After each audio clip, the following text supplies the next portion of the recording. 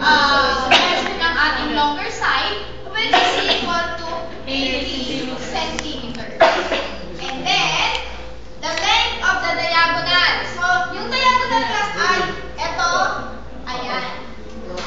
And then, yun daw ang hinahanap natin, yung length ng ating diagonal. So, let us write the symbol D. Yasin na natin siya Bakit na D? Ano?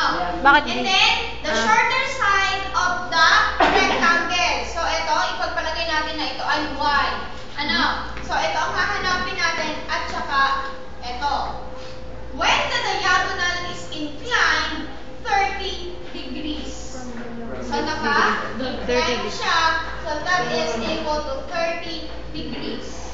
Ano? So, baka kayo magtanong, ma'am, paano namin makukuha? Ay, wala naman dito.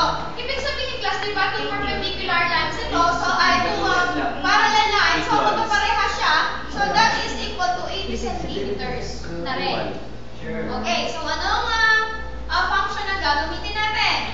Teka, maglagay muna tayo ng given. So, ang given natin ay, pagpalagay natin na ito ay angle theta. O, sige, pagpalagay natin na angle theta. So, we have our angle theta is equal to 30 degrees. And then, our, ano to? Itong ating x.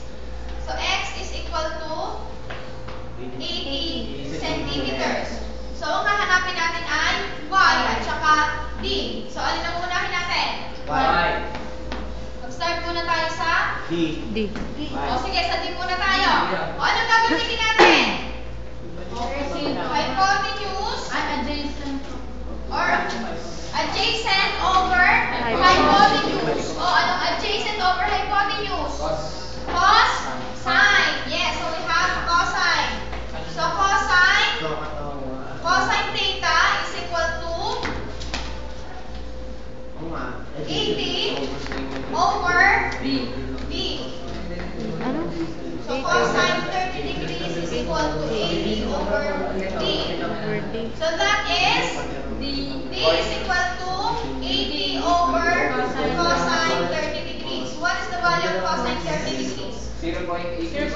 Okay, 8660. So, we have, ano? Over D. Calculate.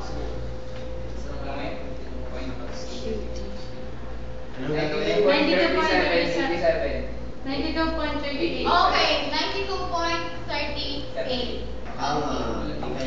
Next, tangent. Tangent. Tangent. Sunod. Anong, o sige, nasabi ko na, tangent. So, bakit tangent? Opposite over.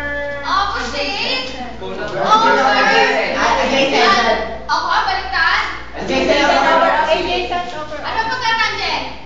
Opposite over adjacent. Hindi, yung turo ko lang ang mali. Ito, opposite over adjacent. Okay, so opposite over adjacent. So tangent 30 degrees is equal to opposite y over 80 centimeters. So that is y is equal to 80 tangent 30 degrees. Tangent. Ano yun? 80 times 30 degrees. 0.866. Ano ang tangent 30? 0.886. Tangent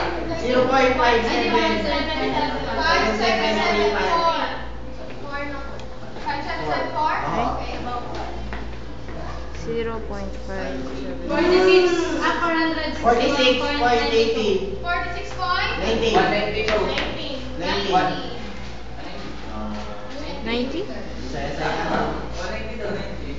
Ang saya-saya ano? Masaya pa rin siya. Masaya ka na ako. Uy, pakya ko na lang ba niya? Hindi ko rin tapos.